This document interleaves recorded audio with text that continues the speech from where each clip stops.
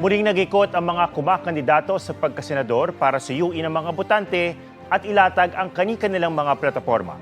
May report si Ivan Mayrina.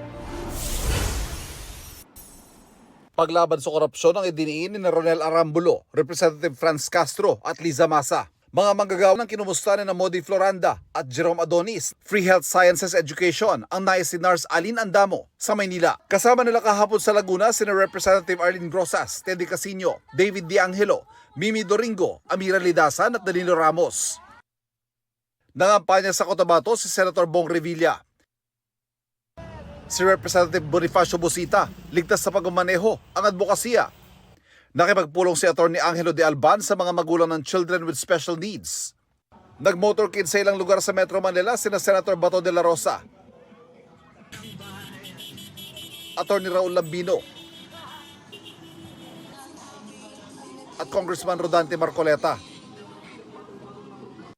Tutol sa dinastiya si Atty. Luke Espiritu. Kapakanan ng urban poor ang idiniin ni Senator Bongo sa Makati kasama si Philip Salvador. Nais si Senador Lito Lapid na panatilihin ang mga traditional jeepney. Sa Iloilo ay binida ni Kiko Pangilinan ang kanyang track record. Kapayapaan at pagunlad sa Mindanao ang nais si Ariel Carubin. Pagboto ng tama ang binigyan din ni Senator Francis Tolentino.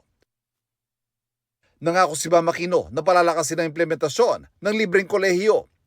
Patuloy namin sinusundan ang kampanya ng mga tumatakbong senador sa eleksyon 2025. Ivan Mayrina nagbabalita para sa GMA Integrated News. Huwag magpahuli sa mga balitang dapat niyong malaman. Mag-subscribe na sa GMA Integrated News sa YouTube.